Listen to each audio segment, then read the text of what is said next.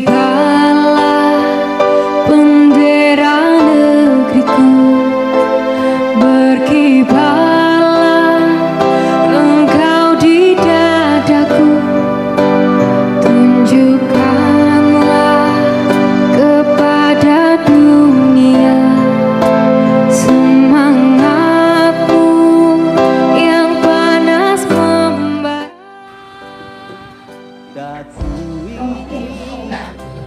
Assalamualaikum warahmatullahi wabarakatuh. Waalaikumsalam. Bismillah, alhamdulillah, wala quwata illa billah, wabarakatuh.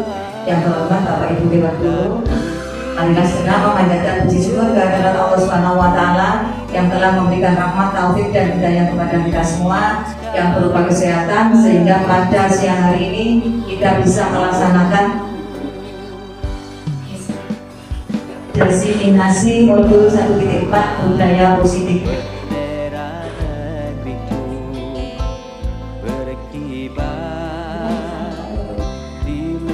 Tema ini yang akan disampaikan oleh Bu Sisniawati sebagai CGP Angkatan 8 Kabupaten Mojokerto.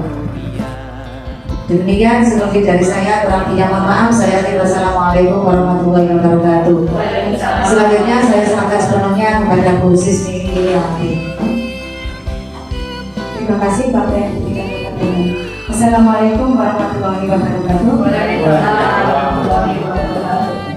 Pertama-tama kami mengucapkan rasa syukur kepada Allah karena pada siang hari ini semua Bapak Ibu Guru menyempatkan diri menerima undangan kami untuk melaksanakan yaitu diseminasi tentang tugas kami yaitu modul 1.4 tentang budaya positif. Untuk itu kami juga merasa berterima kasih sekali atas kehadiran Bapak Ibu di sini. Selanjutnya langsung saja, ini sifatnya bukan secara resmi tapi kita saling sharing, saling bertukar pikiran tentang budaya positif. Pertama adalah materinya tujuan ya.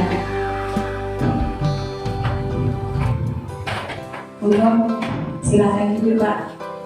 Tujuan pendidikan yang pertama tentang tujuan pendidikan menurut Ki Hajar Dewantoro, yaitu menurut Ki Hajar Dewantoro, pendidikan itu adalah menuntun segala kodrat anak untuk mencapai keselamatan dan kebahagiaan yang setinggi-tingginya sebagai manusia maupun sebagai anggota masyarakat. Itu menurut Ki Hajar Dewantoro. Jadi anak-anak itu kita sebagai guru harus menuntun kodrat anak. Nah, kodrat anak ini ada dua, kodrat alam dan juga kodrat zaman. Nah, kodrat alam anak-anak tidak bisa diubah. Kalau kodrat zaman kita bisa mengubah sesuai zaman kita sekarang. Itu tujuan pendidikan.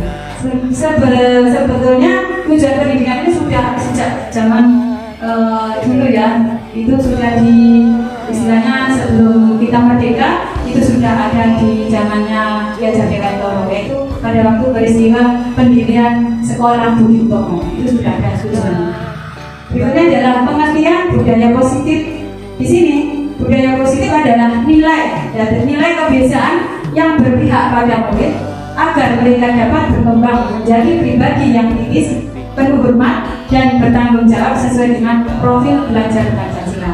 Nah, sekarang ini adalah ada kurikulum tentang UMER ya, kurikulum merdeka. Kurikulum merdeka ini adalah penerapan untuk menjadikan siswa sebagai profil belajar Pancasila, istilahnya P5 gitu ya. Nah, selanjutnya konsep inti budaya positif itu ada 8 konsepnya. Yang pertama adalah perubahan paradigma belajar, yang kedua disiplin positif, yang ketiga nilai-nilai kebajikan, yang keempat kebutuhan dasar manusia, yang kedelapan segitiga restitusi, yang ketujuh keyakinan kelas, yang keenam posisi kontrol, dan yang kelima motivasi perilaku manusia. Ini bisa saya urutkan ini biar bervariasi, tidak urut berapa. Untuk pengertiannya, ya, perubahan paradigma belajar dalam membangun budaya positif. Sekolah dapat menyediakan lingkungan yang positif, aman, dan nyaman agar siswa mampu berpikir, bertindak, dan mencipta dengan merdeka, mandiri, dan bertanggung jawab. Pembelajaran dengan paradigma baru merupakan pembelajaran yang dirancang berdasarkan prinsip pembelajaran berdiferensiasi sesuai kebutuhan murid berdasarkan teori psikologi modern untuk mewujudkan profil pelajar Pancasila. Berdiferensiasi di sini artinya adalah karakteristik siswa itu tidak sama, semuanya berbeda-beda. Ada yang punya karakteristik seperti ini, misalnya pandai seni, ada yang pandai dalam bidang matematika, ada yang anak kecerdasannya kurang, ada yang anak kecerdasannya tinggi. Itu namanya pembelajaran yang berdiferensiasi berdasarkan kebutuhan anak. Untuk konsep yang kedua yaitu disiplin positif. Disiplin positif di sini sangat berkaitan dengan kontrol guru terhadap siswa, yaitu kemampuan memerintah diri sendiri dalam mengontrol, menguasai diri untuk memilih tindakan yang mengacu pada nilai-nilai yang kita hargai dengan penuh tanggung jawab tanpa diperintah orang lain. Itu disiplin positif. Konsep yang ketiga adalah nilai-nilai kebajikan. Nah, nilai-nilai kebajikan ini di sini sesuai dengan profil pelajar Pancasila. Di antaranya adalah beriman, bertakwa kepada Tuhan Yang Maha Esa, dan berakhlak mulia, berkebinekaan global, bergotong royong, mandiri, kreatif, bernalar kritis. Itu profil belajar Pancasila, nilai-nilai kebajikan. Nah, penerapannya adalah keterampilan hidup antara lain dapat dipercaya, lurus hati, pendengar yang aktif, tidak merendahkan orang lain, memberikan yang terbaik dari dirinya. Itu penerapannya. Sekarang yang keempat, konsep inti yang keempat adalah kebutuhan dasar manusia. Segala sesuatu yang kita lakukan untuk mendapatkan apa yang kita inginkan. Nah, kebutuhan dasar manusia itu ada 5. Di antaranya 1, bertahan hidup, 2, kasih sayang dan rasa diterima, 3, penguasaan, 4, kebebasan, 5, kesenangan. 1, bertahan hidup itu segala sesuatu manusia bagaimana caranya dia bisa bertahan hidup. Contohnya bekerja untuk mencari nafkah sehingga dia dapat makan, dapat minum, itu bertahan hidup. Yang kedua, kasih sayang dan rasa diterima. Nah, kasih sayang ini adalah bisa kita diterima di dalam keluarga, di tengah masyarakat, tetangga, atau di tempat bekerja. Gitu. Yang ketiga, penguasaan. Penguasaan ini berhubungan dengan kepemimpinan. Manusia perlu memang ada yang berkeinginan untuk menjadi pemimpin, menjadi tokoh masyarakat. Itu yang ketiga. Yang keempat, kebebasan. Kebebasan di sini kita bebas dalam berteman, bebas berpendapat, bebas memilih agama dan seterusnya. Kemudian kesenangan. Nah, kesenangan yang paling utama adalah tentang bagaimana kita menyenangkan diri. Kita perlu healing atau kita perlu refreshing. Itu adalah salah satu kebutuhan dasar manusia. Lanjutnya yang kelima adalah motivasi perilaku manusia. Motivasi ini ada 2, berasal dari ekstrinsik dan intrinsik. Kalau ekstrinsik itu biasanya manusia berperilaku untuk menghindari hukuman atau ketidaknyamanan. Yang kedua, untuk mendapatkan imbalan atau penghargaan. Itu dari luar. Kalau dari dalam, yaitu untuk menjadi orang yang mereka inginkan dan menghargai dirinya sendiri dengan nilai-nilai apa yang mereka percaya. Itu dari unsur intrinsik. Nah, nanti contohnya itu adalah ada hukuman, konsekuensi, ada restitusi. Berikutnya yang keenam, inti konsep yang keenam adalah posisi kontrol guru. Posisi kontrol itu ada 5.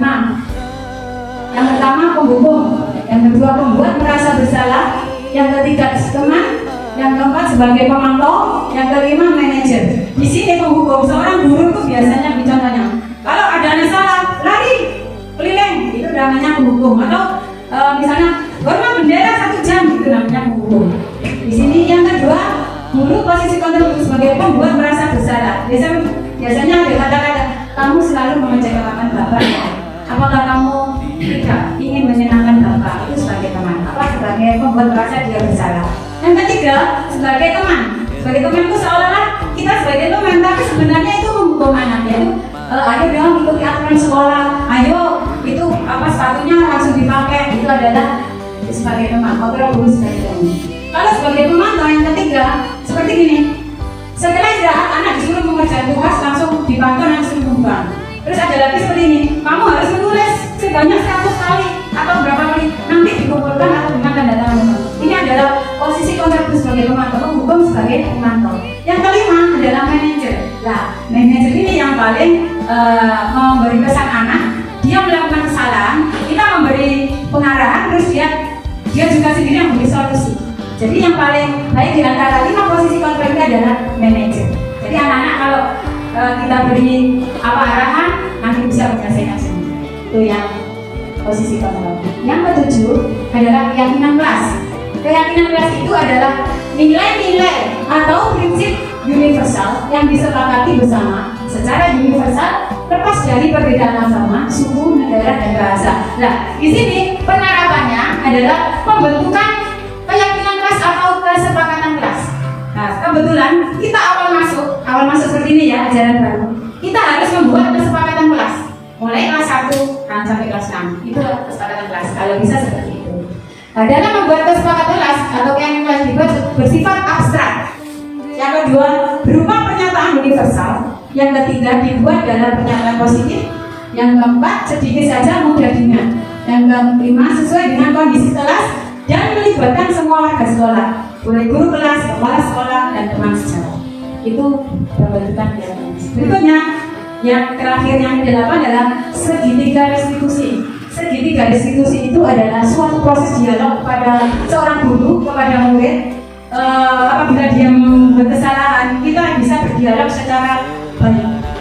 Ya. Untuk apa tujuannya apa? Dia bisa membuat, dia bisa memperbaiki kesalahannya dengan cara mandiri, tidak terpaksa. Gitu. Nah, di sini langkah-langkahnya untuk segitiga restitusi yang pertama adalah menstabilkan identitas. Yang kedua, validasi tindakan yang salah. Yang ketiga, menanyakan keyakinan. Sebetulnya Bapak Ibu guru itu sudah melakukan semuanya ini tanpa disadari sebetulnya. Tapi di sini yang pertama langkah menstabilkan identitas itu adalah begini. Misalnya anak buat kesalahan, kita buat ini. Tadi kamu salah. Tidak apa-apa. Semua manusia itu punya kesalahan, tidak sempurna. Itu namanya menstabilkan identitas. Yang kedua adalah validasi tindakan yang salah.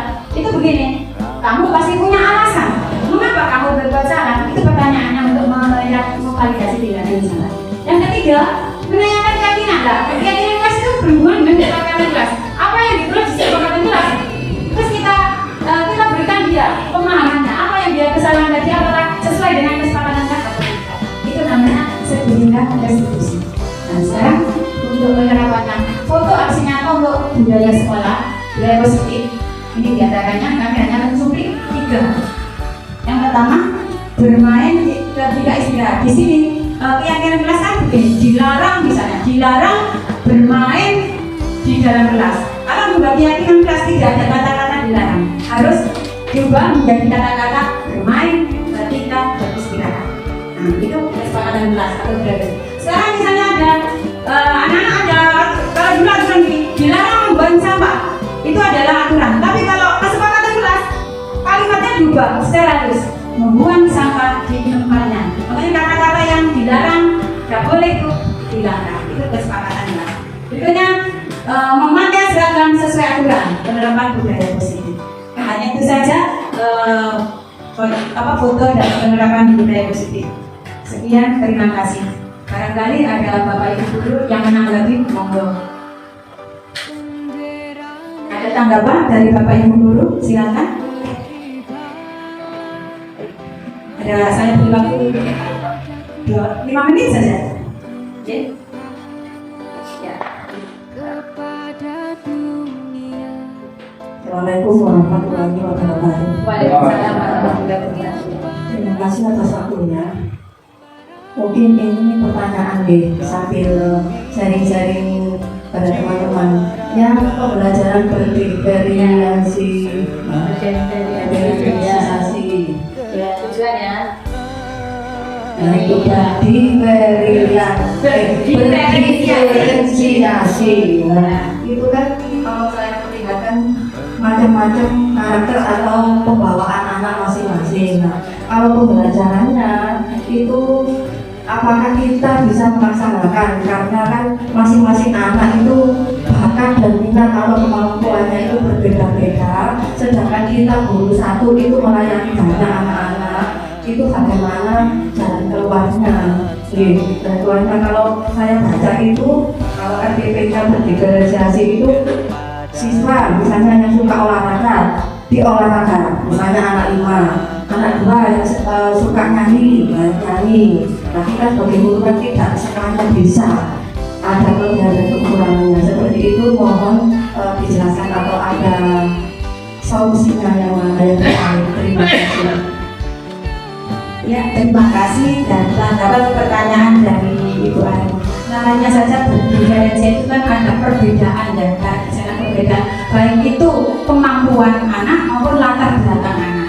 Di sini memang kita kalau sebagai guru kelas untuk mengetahui atau menyelidiki satu anak persatu itu memang kurang efisien ya. Nah, kita ambil saja itu hanya yang sebagian besar atau sebagian separuh atau yang kelihatan saja. Misalnya sebelum kita untuk pelajaran baru ini seperti ini, kita mengajar misalnya saya kelas 6. Saya tidak tahu latar belakang kelas 6 dahulu ya. Nah, sebelum kita masuk, kita harus bertanya dahulu kepada kelas yang diambil dulu, guru kelasnya. Kita mana anak yang apa misalnya pandai ini, pandai seni atau pandai bidang matematika, atau anak yang kurang mampu, atau anak yang latar belakang ekonominya lemah, itu harus kita tanyakan kepada guru kelas yang dulu. Nah, kita sebagai guru kelas yang baru, kita harus bisa mengamati, selanjutnya mengamati setiap harinya itu.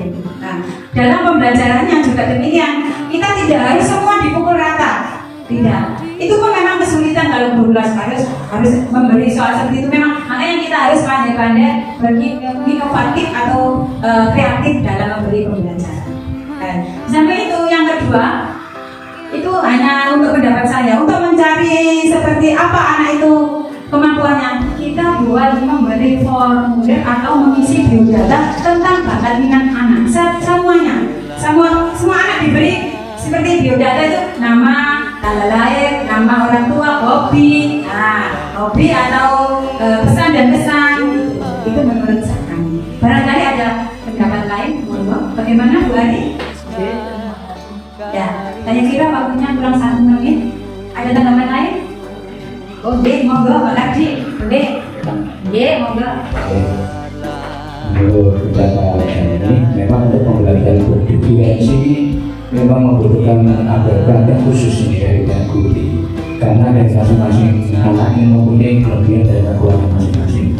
Contoh apabila saat ini pembelajaran matematika dalam di sini di antara anak ini kan jelasnya ada yang bisa butuh 1 sampai 5, ada yang 1 sampai, ada yang juga bisa 1 sampai 10, atau 1 sampai 100, atau bahkan sampai ratusan ribu. Nah ini makanya di sini ini untuk anak ya, untuk akademik ya, untuk akademik tertentu ya, matematika ini kita adakan asesmen dari masing dulu ya.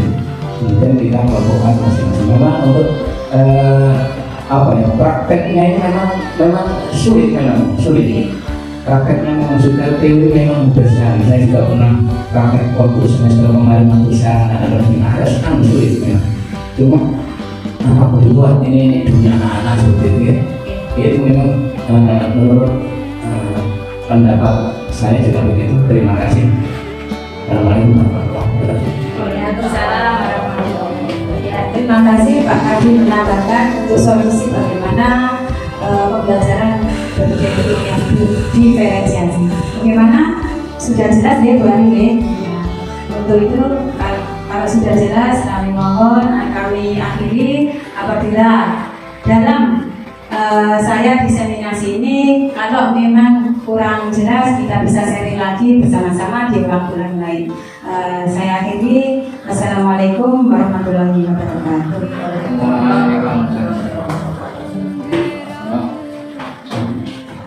Demikian yang disampaikan oleh Bu Sisniawati, mudah-mudahan dapat bermanfaat bagi kita semua. Demikian acara yang telah berakhir.